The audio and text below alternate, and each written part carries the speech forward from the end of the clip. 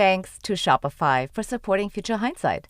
Shopify is a platform designed for anyone to sell anywhere, giving entrepreneurs like myself the resources once reserved for big business. Sign up for a $1 per month trial period at shopify.com/hopeful, all lowercase. And if you want to support Future Hindsight, make sure you check out our YouTube channel. You'll find fresh new video content every week to keep you on your toes and keep you engaged. Subscribe now at youtube.com/Future Hindsight. Welcome to Future Hindsight, a podcast on a mission to spark civic action. I'm your host, Mila Atmos. I'm a global citizen based in New York City, and I'm deeply curious about the way our society works. So each week I bring you conversations to cut through the confusion around today's most important civic issues and share clear, actionable ways for us to build a brighter future together. After all, democracy is not a spectator sport. Tomorrow starts right now.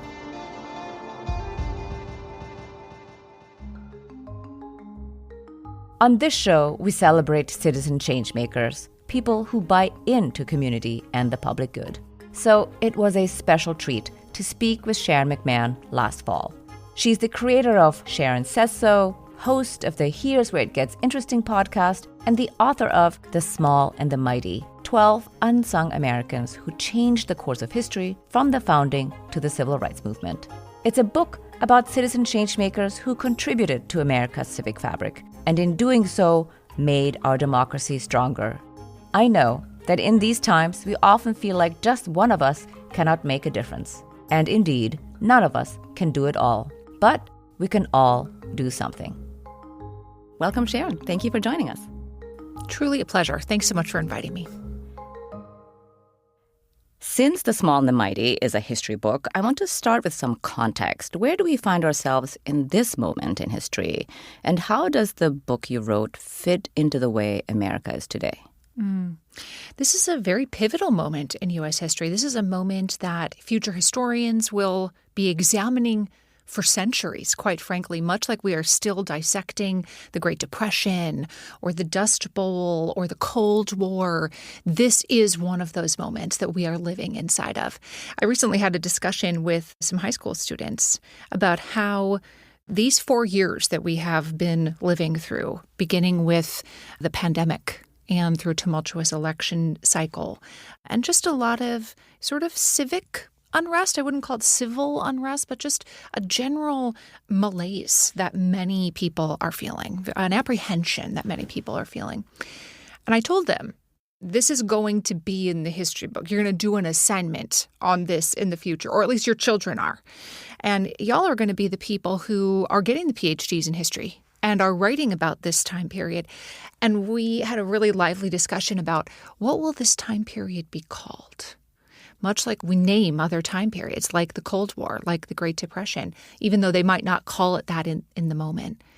And the most common answer that people came up with was the Great Dumpster Fire. That is what current 18-year-olds perceive as this 4-year time period. Now, they've been teenagers through this entire time period, so they may have a different perspective in 15 years, and the future is still being determined. Right. So we don't know what it will ultimately be called.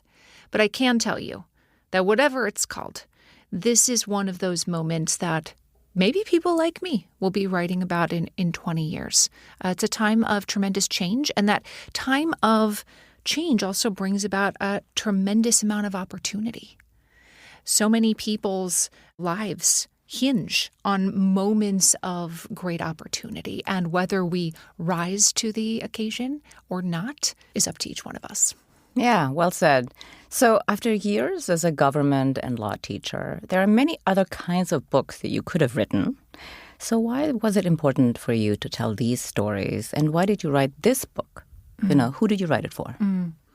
Yeah, you know what? The original book that I thought that I was going to sit down to write is not the book that I ended up writing. No matter how many times I started writing this book of like a guide to government or government for grown-ups, or as you said, there's a million other ways that I could have put pen to paper. I kept coming back to the audience. I kept coming back to the community of governors for whom I was writing the book and future governors who don't know me yet. And I kept thinking, like, what is it that people need right now? And yes, understanding how government works is very important. It's one reason why the work you do is important. It's very difficult to change something you don't understand. If you're a heart surgeon, you need to know how the heart works before you go hacking around on it with a scalpel, right? So you need to understand how it works, and that is important. But the thing that I kept coming back to was just how hopeless so many people tell me that they feel. That this is a time where they feel like nothing I do matters, nothing I say matters, nothing ever changes.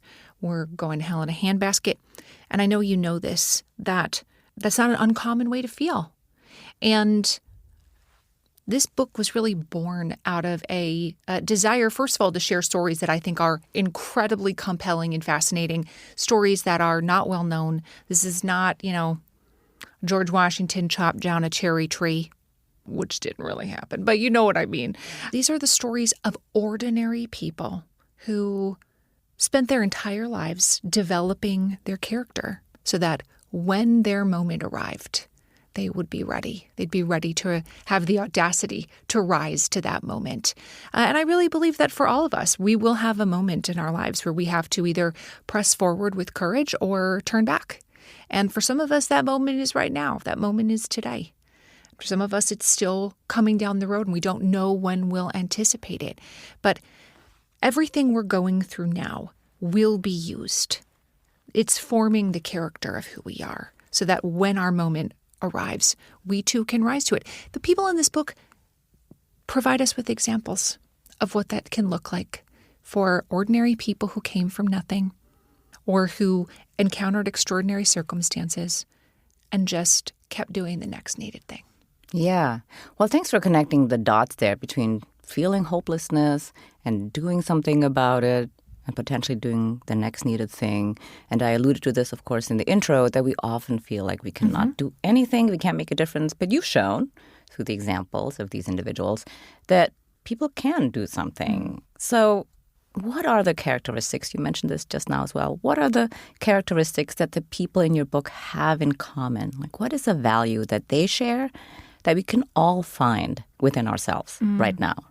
I love that question because in order to make any kind of positive change, and every single person listening to this can think of things they would like to change in this country, whether it is governmental or how citizens relate to each other, we can all think of things we'd like to improve.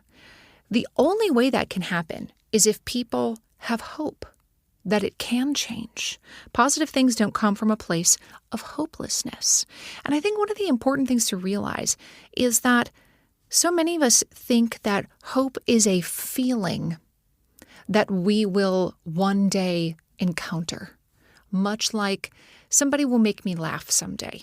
Most of us don't sit alone in a room laughing to ourselves unless we're, consuming something funny, right? That's not something that we just experience alone. And I think many of us liken hope with something that we wait to experience for someone else to bring us. That someday there will be a person who changes everything, that someday we will encounter a situation in which we begin to feel like, oh, I just feel so much hope now. When in reality, hope is a choice. It's a choice that we can make despite evidence to the contrary. All of the people in this book share that they believed that what they were doing would matter, even though none of them had any grand designs of like, my 5-year plan is to get people to do blah, blah, blah, and I'm going to get the petitions and fix the things. Most of the people in this book had very little political power, had very little ability to actually change structural systems. They thought they didn't. And yet they just kept putting one foot in front of the other with the hope that their small actions, that the collective small actions of everybody would ultimately do more than just the heroic actions of 5 people. And I think in some cases, people want to see a revolutionary amount of change. We want to see more work done on equality or voting rights or whatever it is. We want structural change, and we want it now. And it seems like waiting and working is unfair, that there's an inherent unfairness in justice delayed. And if we're being honest, there is an inherent unfairness in that. But that doesn't mean that the answer is just to give up, right? Well, it's unfair, so I'm not doing anything. I think that's often how people view the world today. I can't fix it all, and so I will fix nothing. I can't end income inequality, so forget it. I can't fix global child hunger. Doesn't matter. It's all hopeless. And the people in this book prove over and over and over again that that mindset does not bear fruit, that the mindset of I'm just going to keep doing what I can where I am with the resources available to me. And all of that will matter. And I think that's something that we can take and sort of like tuck in our pocket and hold in our hearts today, that what we do really does matter. That's so profound. Thank you. So to me, your book reads like a history of everyday citizens who were motivated by justice, by truth, equal rights. And I think today we would describe the characters in your book, these real people, as people who were working towards an inclusive, multicultural democracy. Of course, at the time, they would not have described it that way. And one of the stories that was really unexpected to me was how Sears, Roebuck and Company weakened the stranglehold of white supremacy through their catalog business. And of course, in the beginning, it was inadvertent, but then they embraced it. But walk us through how they did that. It's such an interesting story. First of all, the man who sort of seizes the helm of Sears, Roebuck and Company, his name is Julius Rosenwald, comes into this position by matter of chance and by virtue of proximity. That's how he describes it. He was the son of immigrant peddlers who escaped anti-Semitism in Europe. His father literally went door to door selling things, and they eventually settled in Illinois. They grew up near a future president, Abraham Lincoln, although that has nothing to do with his success later in life. He gets started in the clothing business. He has family in the clothing business. He's selling men's suits. And Sears and Roebuck buys men's suits from him.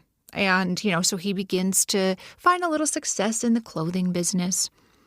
And eventually when Julius Rosenwald ascends to the leadership of Sears and Roebuck, he finds himself at the helm of an organization that perhaps he would have never envisioned for himself, sort of at a crossroads of what do I do with all of this money? A problem most of us would love to have, right? We would love to have that problem of like, I just don't know what to do with all of my success. Sears and Roebuck encounters a situation that it certainly didn't design, but that they soon realize and lean into, which is that a lot of access to goods in the American South was controlled by rural postmasters. Of course, they didn't have big box stores. Of course, they didn't have the ability to shop online. But once train lines connected the entire country and telegraphs made it easy to communicate, people began to mail order things. They began to be able to get this catalog, which were really exciting to receive the catalogs, and you would keep them for months and months and months until a new catalog came out. They began to have access to things that they previously would not have been able to access. And for the African American community in the South, this is particularly important because even after the Civil War, when people are emancipated, Jim Crow laws made it so that they could not get service at a huge variety of stores. They were literally denied the right to be able to walk into, say, a furniture store and order something that they needed, or to be able to purchase goods at a farm store. So the ability to access what they need, and the retailer has no idea who they are. They can't see that the person ordering this is an African American. That begins to change the structure of society in the South. Well, rural postmasters realized that this is what's happening, and they begin sort of throwing away the order cards that Sears and Roebuck would include in their catalogs. I bet some people remember this time from when they were younger, that catalogs had ordering cards inside of them. And then eventually they moved to telephone 800 numbers and you would call. But initially they had a card that was, either a postcard or sometimes it contained a prepaid envelope that you would put it in, and you'd fill it out and you'd have the item number and the quantity and the color, and you'd mail it in. And these rural postmasters, who were almost entirely white, realized that they were being circumvented in their ability to procure, goods. Often these postmasters worked inside their own general store. They had multiple jobs. And so Sears and Roebuck began sending instructions in the catalogs that said things like, no need to go to the post office. Just give this directly to your letter carrier. In that way, they were circumventing this entire system of keeping African Americans from accessing equality, even though initially they were doing it from a business perspective of it makes way more sense if people can send us their orders. Of course, that's better business if we can get the orders.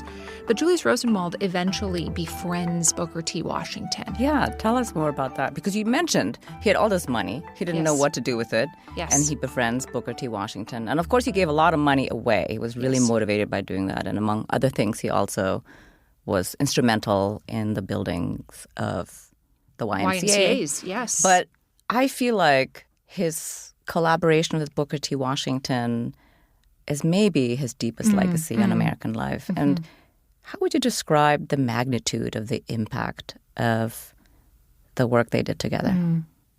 It's really impossible to quantify, because what Julius Rosenwald ultimately does with his money, because of his interaction with Booker T. Washington, he's given Booker T. Washington's book Up From Slavery as a gift, and it has a profound impact on him. And he eventually meets Booker T. Washington, and they begin a friendship that would last the rest of Booker T. Washington's life. And he does give a lot of money to Tuskegee, which Booker T. Washington began. But eventually, after Julius Rosenwald has made this sort of gift to Booker T. Washington, Booker writes him a letter and says, what would you think if we did this with a little bit of the money that is left over, like a couple $1,000s? And Julius Rosenwald's like, that sounds good to me.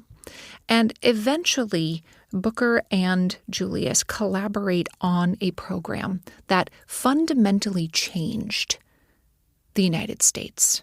And that program helped build 5,000 schools for African Americans in the United States. 5,000. At one point, the overwhelming majority of children in the state of Alabama attended a school that was funded by the Rosenwald Foundation. And there were specific requirements for how somebody was going to get the money, and there had to be citizen buy-in. But if you think about how a child who is able to become educated then impacts their entire family. They become literate. They gain skills that they can then take into the job market. They impact not just their immediate family, their brothers and sisters, their parents, their grandparents. They impact their own descendants, their own children and grandchildren. So the impact is far more than the many, many hundreds of thousands of children who attended the schools. The impact is in the tens of millions of people. There were famous Americans like John Lewis, who attended a Rosenwald-funded school. I don't profile him in the book, but John Lewis's impact on America is truly remarkable. So if you think about just the number of people who had access to education, who went on to do incredible things, there's just really not a way to even quantify it. Yeah. It was such a surprise to find out who Julius Rosenwald is, that he had so much impact, and he kind of did it inadvertently in the beginning, but really embraced it and went more than anybody would have ever guessed. Yes, he gave away the equivalent of over $1 billion today, and had left instructions that when he was dead, his money needed to have been given away. He gave away almost all of it during his lifetime. But with whatever was left, you need to get rid of this money, give it away within a certain amount of time after my death. He did not want one of these perpetual endowments where they invest the money and then they keep giving it away in little dribs and drabs. He was like, forget that. Yeah. And then he refuses to put powerful. his name on things. Yes, Yes. I thought that was very, very powerful. You just don't see that today in 2024. No. Everybody puts their name on They want everything. naming rights. That's naming right. Rights, They yes. do. And extra money for naming rights. That's right. And he did not want naming rights. He fought people on the naming rights. People tried to put his name on things, and he would fight them on it. And I think that's one reason his story is not well known. Most people don't know who he is because he refused to attach his name to what he did. Yeah, it's very powerful. We'll be back with Sharon in just a moment, so stay with us. You'll be extra inspired by this episode's Civic Spark. One small step we can all take to be more empowered and ignite collective change. But first, the early days of Future Hindsight. They were truly something else. Exciting and new and inspiring are some words that come to mind. Oh yeah, and hard. Whenever you start on a new journey, it feels like you have to figure everything out all on your own. For me, that meant booking guests, recording the episodes, editing the episodes. I mean, the list goes on and on. But that's the name of the game when you start something new. It's that overwhelming feeling when every day seems to introduce another question that needs an answer. And your to-do list just grows and grows with new tasks every day. To tell you the truth, that list can pretty easily take over your life. So that's why finding the right tool that not only helps you out, but simplifies everything is such a game changer. For millions of businesses out there, that tool is Shopify. Shopify is the commerce platform behind millions of businesses around the world and 10% of all e-commerce in the U.S., from household names like Mattel and Cotopaxi to up-and-coming brands that are just getting started.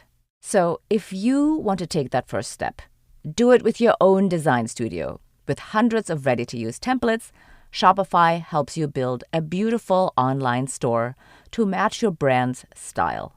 And if you want to accelerate your content creation, Shopify is packed with helpful AI tools that write product descriptions, page headlines, and even enhance your product photography. You can get the word out as if you have an entire marketing team behind you with all of these great tools at your fingertips. In just a few quick minutes, you can easily create email and social media campaigns wherever your customers are scrolling or strolling. It's so great to know that Shopify is your commerce expert with world-class expertise in everything from managing inventory to international shipping to processing returns and beyond.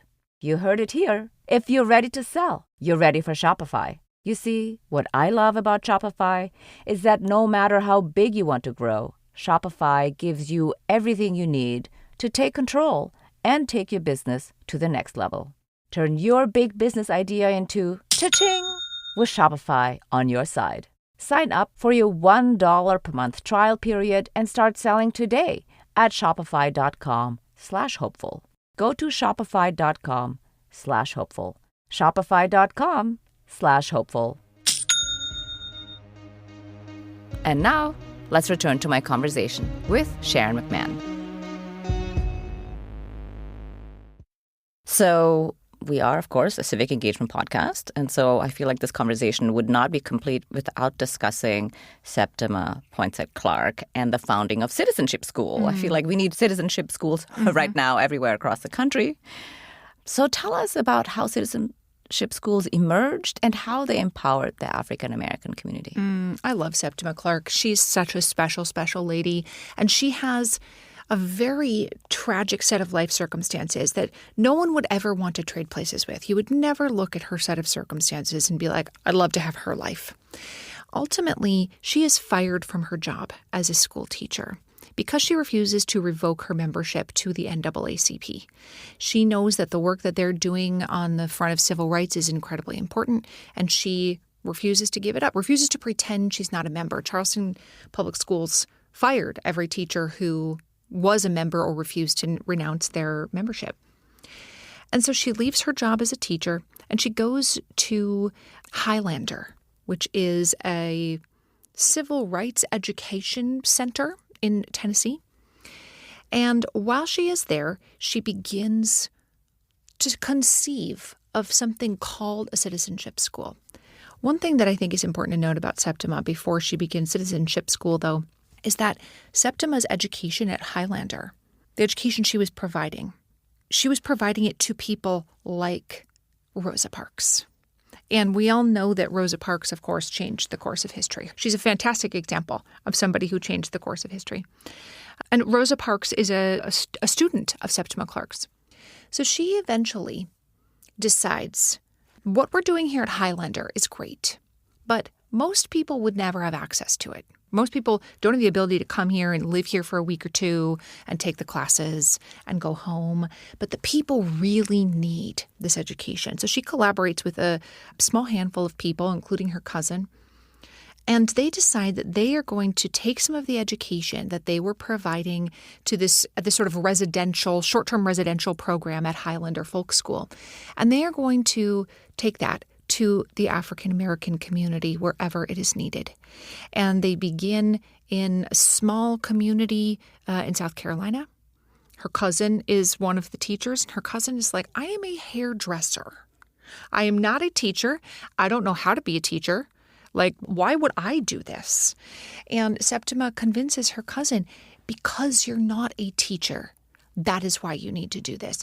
As a hairdresser, you have the soft skills of being able to just talk to strangers all day long and to just chit-chat with them, make them feel valued, make them feel special, make them feel heard. And her cousin is like, okay, I guess I'll do what I can. And she says on the first day of citizenship school, I'm not a teacher, and we're going to learn together.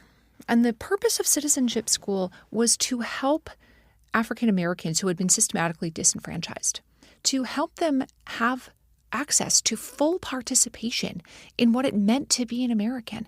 And for some people, that meant learning to read. For many adult African Americans, that meant learning to read.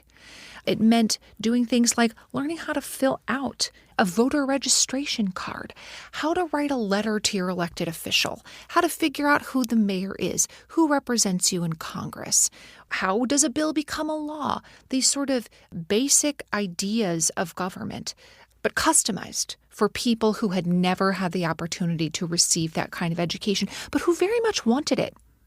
I think there's sometimes this notion, especially in, mainstream educational settings, that the African American community was not interested in participating. And that is the furthest thing from the truth. There's no community, perhaps, that believed in democracy more than the African American community, who had been enslaved by people who systematically tried to exclude them and never gave up hope in participating fully in democracy. They believed wholeheartedly in participating. So citizenship schools eventually spread all over the South. They moved many thousands of African Americans onto the voter rolls. They gave them education on how to participate. And again, the impact of citizenship schools can't be understated, because so many people who would later go on to be the foot soldiers of the civil rights movement received their initial education in a citizenship school. Yeah, it's really a powerful story, and I had no idea. So thank you for bringing that into the book. Now that you have written this book about these small and mighty American citizens, how do they go about accomplishing their vision? Like, what does it take to change the course of history? And if you were channeling Septima, what would she say? Well, first of all, Septima never set out to change the course of history. And what she set out to do was to impact people one at a time. And one of the things that I think is worth remembering, that if something is worth doing in society, say making sure kids have food to eat, it's worth doing for one person.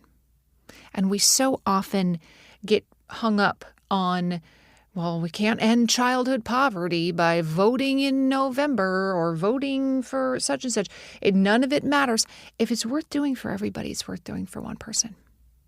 And she perfectly embodied that. Her very first teaching job was at in one-room schoolhouse on an island off the coast of South Carolina after she'd been denied the right to teach in Charleston, where she was from. The school doesn't even have windows. In order to keep the bugs out, they have to close the shutters. And the children, basically no books. They're learning in the dark.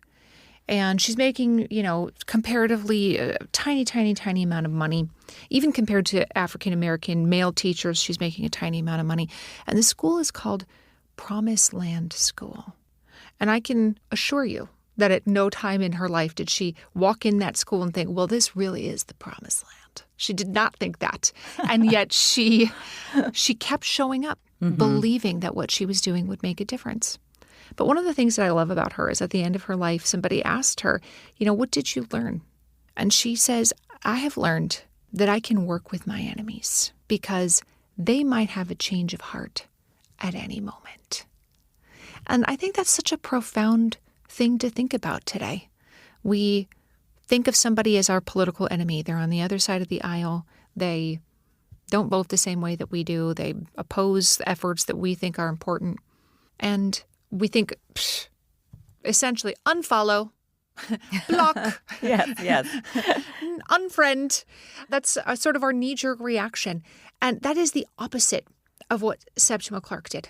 She says, I learned that I can work with my enemies because they might have a change of heart at any moment. What she's saying is never give up on somebody. And also, how would your enemies ever have a change of heart if they are never around someone to show them the way, to show them the light? They're just going to keep working with your enemies. If your enemy, you can't work with them, who are they going to work with? Other people that are your enemy. They're going to keep on doing what they're doing. They need to have access to a better way of thinking. And Septima refused to give up, even when she's an elderly woman. She's still living under a system of tremendous discrimination, even as an elderly woman, and she refuses to give up. I've seen people change around in ways you don't even think are possible, she said.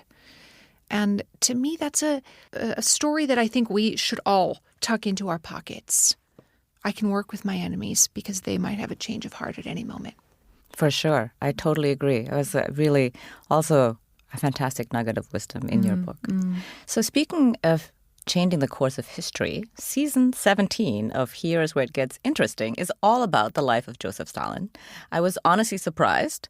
But how did everything you learned from that season inform your work on this book? Joseph Stalin is also a great example of somebody who changed the course of history just in a really different way.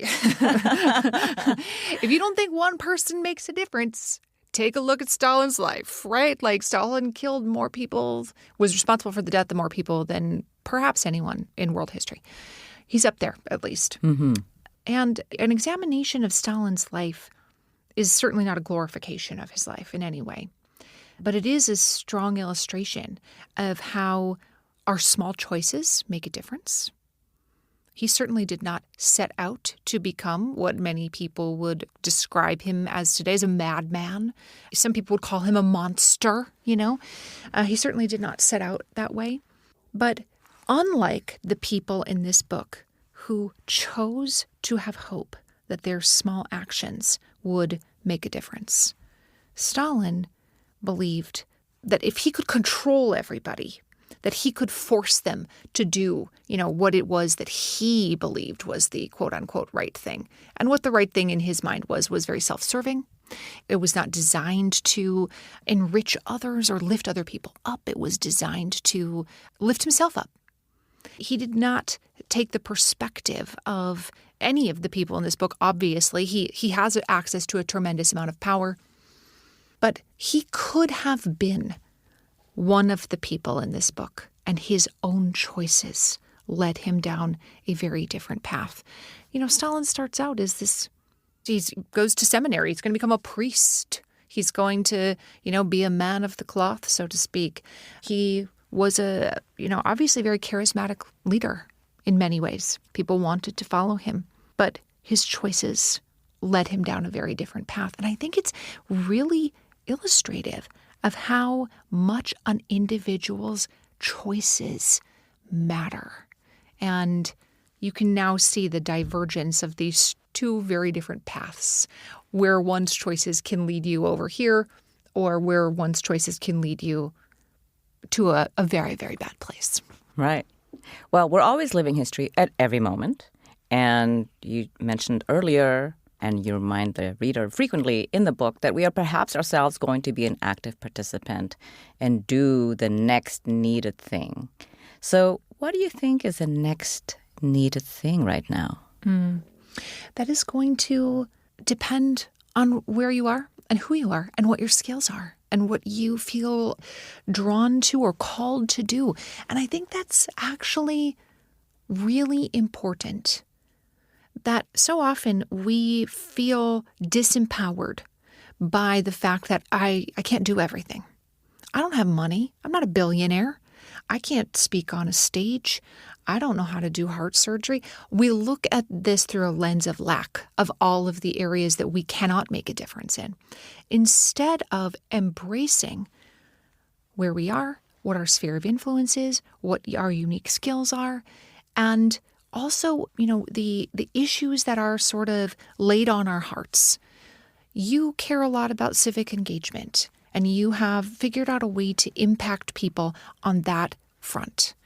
You are not a neurosurgeon, right? And that is actually great. Let other people who are good at that thing be good at that thing. And it's not just okay. It's needed for each person to bring what it is that they're passionate about and skilled in to the table. I have a much larger platform than many preschool teachers, for example. That doesn't mean that what I'm doing is more important than what they're doing on a daily basis. If it's worth doing for everybody, it's worth doing for one person. It's worth caring for one child. So if there's a topic that I think people feel especially drawn to, whether that is environmental action, criminal justice reform, child poverty, whatever it is that you feel really drawn to, I firmly believe that that thing is given to you for a reason and that you are supposed to do something about that thing. Nobody can fix it all, but all of us can do something, as you mentioned. And it might as well be the next needed thing in your own sphere of influence on a topic that you feel drawn to. And trust that that is what you're supposed to be doing. Just like the people in this book did not look around and think to themselves, well, I can't end international conflict, so never mind. It didn't mean that they didn't keep working for women's equality in the United States because they couldn't end a war in Europe. Just because you can't fix it all doesn't mean you can't impact something.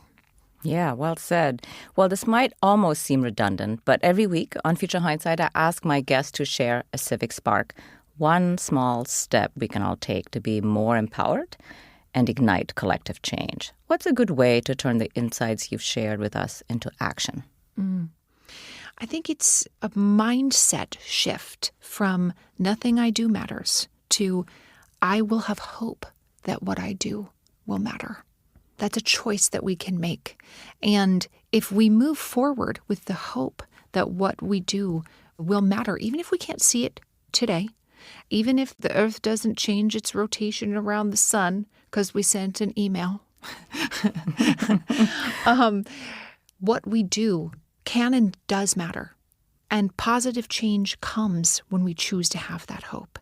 So more than a prescription for take this one action, send this one email, go to this one event, contact this one person, we would all feel far more empowered to make positive contributions if we choose to have hope that even if we can't see it, that what we're doing will matter. Hear, hear. So as we are rounding out our conversation here today, looking into the future, what makes you hopeful? I have hope in this sort of citizen awakening, so to speak, this citizen uprising that certainly was not present amongst mainstream moms is the wrong word, but I look back at my mother's generation. My mother's generation, aside from protesting, say, the Vietnam War, they didn't particularly feel empowered to make a difference in the way government worked. They maybe watched the Watergate hearings and were like, oh no, that's terrible. They felt in many ways disempowered and were not civically engaged. Other than maybe voting, my mom voted, but she has never, until now, my mom is in her 60s. Now my mom feels like there is stuff I can do. There are things I can do. My mom doesn't feel like she needs to lead every protest and go to every march and do all the things, but she knows that, like, yeah, I could do that thing. I could attend that thing. I could help her out. I could go to her event. I think this sort of awakening to this idea that, in fact, what we do does make a difference, and I am capable of impacting somebody. That gives me a tremendous amount of hope that there are shows like this that people are listening to. There are shows like mine that people are listening to, that people now understand, with all the information in the world at their fingertips, we can now understand, how do I contact Congressman Bob? I want to send him an email. I'm going to give him a call. We feel far more empowered to do those things today than at any time in the past. And that can be a blessing and a curse, but it is power that we can harness for good. Yeah, I totally agree. I really feel that so many people feel powerless and hopeless. And what you do and what I do, I hope, really does make it clear to people we do have power and that we should exercise it and use it. Mm-hmm. Thank you very much for joining us on Future Hindsight. It was really a pleasure to have you on the show. My pleasure. Thanks for inviting me. Sharon McMahon is the creator of Sharon Says So and the author of The Small and the Mighty, 12 Unsung Americans Who Changed the Course of History from the Founding to the Civil Rights Movement. Remember, civic action doesn't have to be complicated. It's about small steps that spark progress, like sharing this episode with a friend. Let's recap this week's Civic Spark and fire up our collective power. First, change your mindset to one that is infused with hope and know that what you do matters. You might not be able to change the world in an afternoon, so don't put that pressure on yourself. Find what you care about, make a plan to do something about it, and take the small steps. You can be sure that those small steps will add up.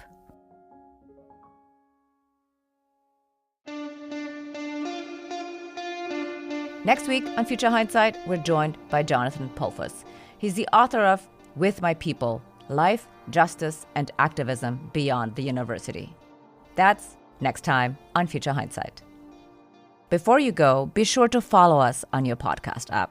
We bring brand new episodes every week to help you stay engaged, so don't miss a beat. Follow Future Hindsight now. And if you need a little more Future Hindsight in your life, subscribe to our YouTube channel. Head to youtube.com/futurehindsight for more. Thanks for tuning in, and until next time, see clearly, act boldly, and spark the change you want to see. This episode was produced by Zach Travis and me.